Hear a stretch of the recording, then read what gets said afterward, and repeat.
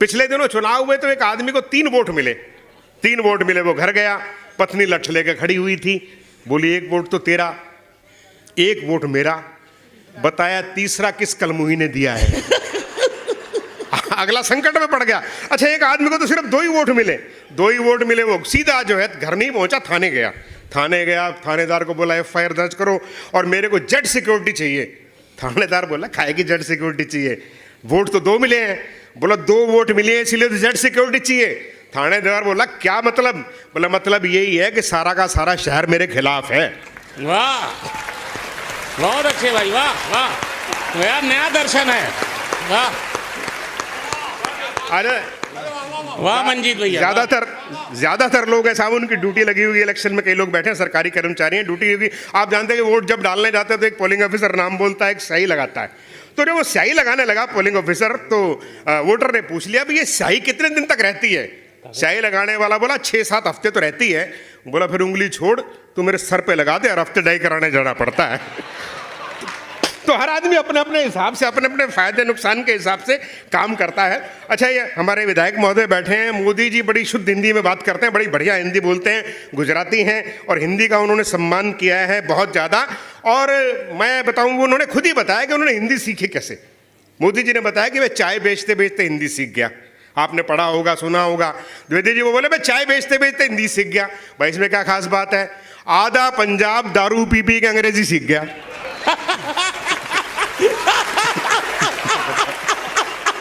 बहुत अच्छे, क्या जिंदाबाद मंजीत भाई, वाह भाई। कोई खास और नई बात है तो बताओ, पुरानी बात कर रहे हो। अरे वो 2014 में जब चुनाव हुए और भारतीय जनता पार्टी की सरकार बनी तो वो चाय पिलाई उन्होंने खूब, नमो टी स्टॉल करके चाय पीजिए। मोदी जी कभी चाय बेचा करते थे, खूब फ्री में चाय पिलाई। तो शराबी पड़ा हुआ था परले किनारे में। बोला ये मोदी जी अगर 7-8 दिन किसी शराब के ठेके पे भी काम कर लेते तो इनका क्या बिगड़ जाना था? ताली वाली आप बजा दीजिए मस्ती से जुड़ जला के। अच्छा है भाई। तो देखिए, हर आदमी अपने अपने फायदे की सोचता है, अपना लाभ जहां देखता है वहीं सोचता है। वो समाचार छपा अखबार के अंदर कि मंगल ग्रह पे बर्फ भी है और पानी भी है। आपने भी पढ़ा होगा कि मंगल ग्रह पे बर्फ भी है, पानी भी है। एक शराबी बोला दारू और नमकीन तो यहीं से लेके जानी पड़ेगी। तो अपनी अपनी स्थितियां। लेकिन मैं तो साहब यही कहूंगा कि शराब बुरी चीज है, आओ इसे खत्म करें।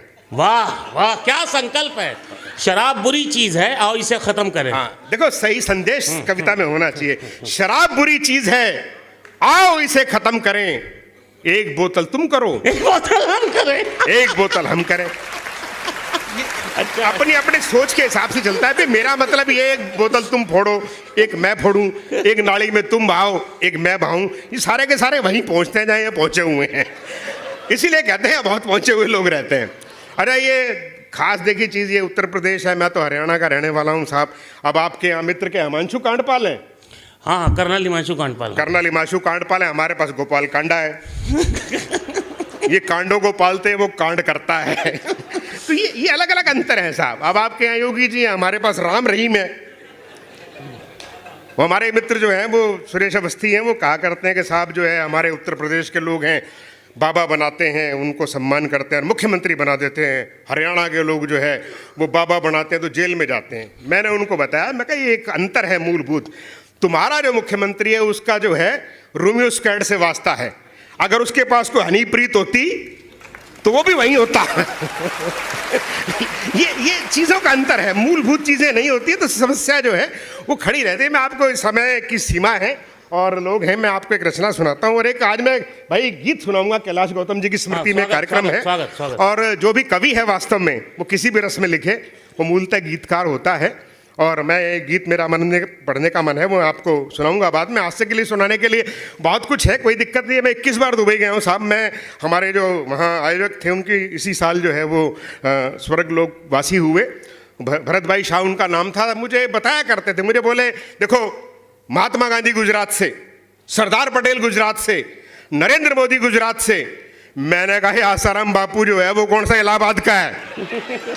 भाई वो भी तो गुजरात का ही है। बहरहाल मैं एक रचना सुनाता हूँ आपको। देखिए, किसी ज़माने में जब ये खालिस्तान की डिमांड चली थी, गोरखालैंड, बोडोलैंड, खालिस्तान की डिमांड चली थी, तो ये छोटी छोटी मांगे हैं, लोग जानते नहीं स्थितियां क्या। तो मेरा एक मित्र हुआ करता था, नाई का काम करता था उसका परिवार। वो बोला, मंजीत भाई कुछ लिखो ना इस पे, को हास्य की रचना लिखो।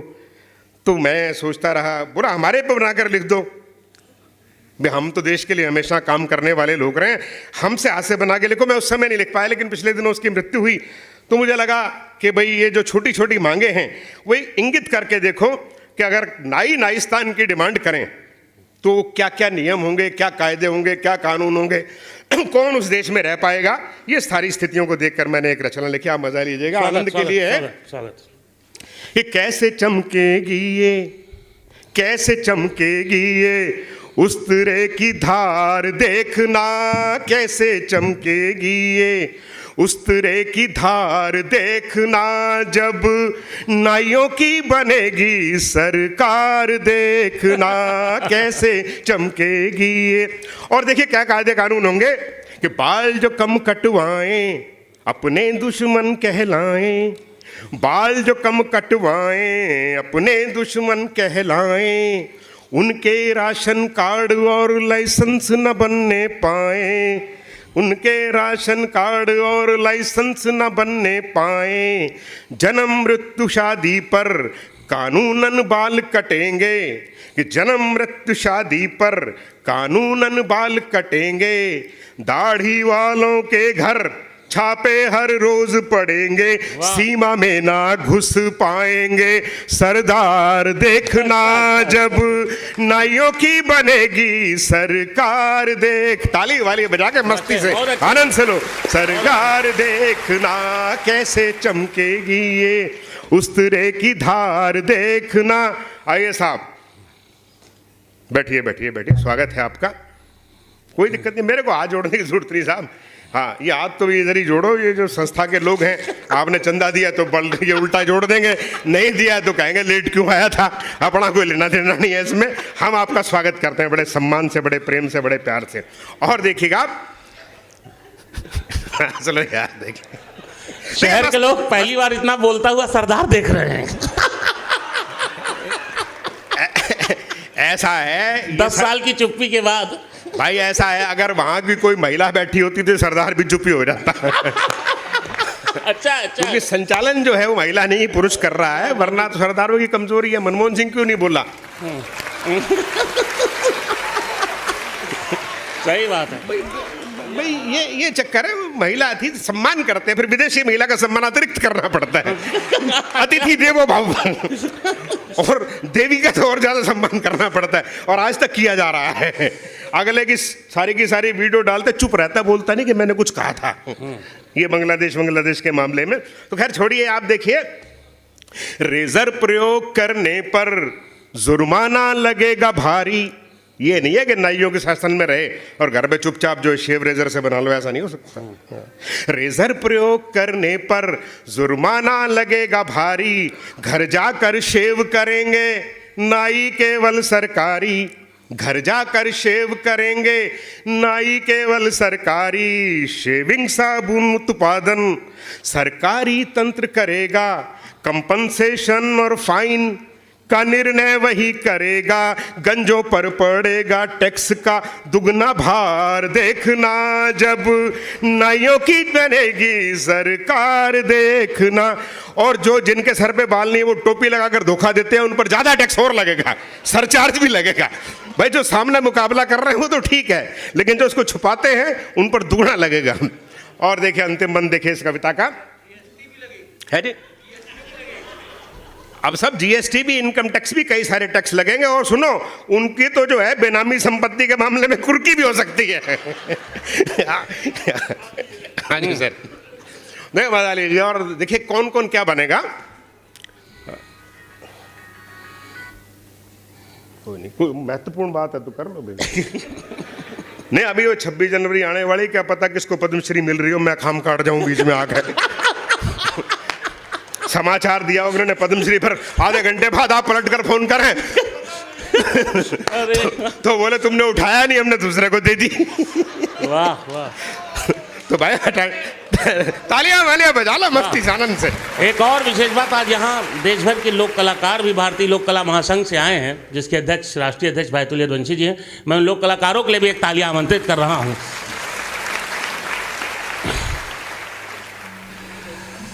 देखिए सर, बहुत अच्छे, बहुत अच्छे। ये एमएलए कौन बनेगा, मंत्री कौन बनेगा सरकार में, मुख्यमंत्री, प्रधानमंत्री, ये देखिएगा। ये मालिश करने वाले बस एमएलए बन पाएंगे। सर ये पूरे देश के लिए है, कोई यूपी वालों का मामला नहीं है। हाँ, कभी मेरे से नाराज हो जाओ, शैलेश गौतम को सरदार जी को बुलवा लिया था तुमने। ये पूरे देश के लिए, पूरी व्यवस्था के व्यंग है। आप देखिए मजेदार, और आगे अगले वालों को देखेंगे तो और मजा आएगा आपको कि मालिश करने वाले बस एमएलए बन पाएंगे, जो करे हजामत बढ़िया वे मंत्री बन जाएंगे, जो करें हजामत बढ़िया वे मंत्री बन जाएंगे। कतरे जो बाल झटापट मुख्यमंत्री कहलाएगा, कतरे जो बाल झटापट मुख्यमंत्री कहलाएगा।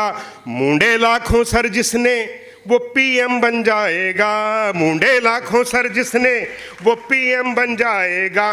कैंची उस तरह की झंडे में चमकार देखना, जब नाइयों की बनेगी सरकार देखना, रे यार देखना कैसे चमकेगी ये उस तरह की धार देखना, जब नाइयों की बनेगी सरकार देखना।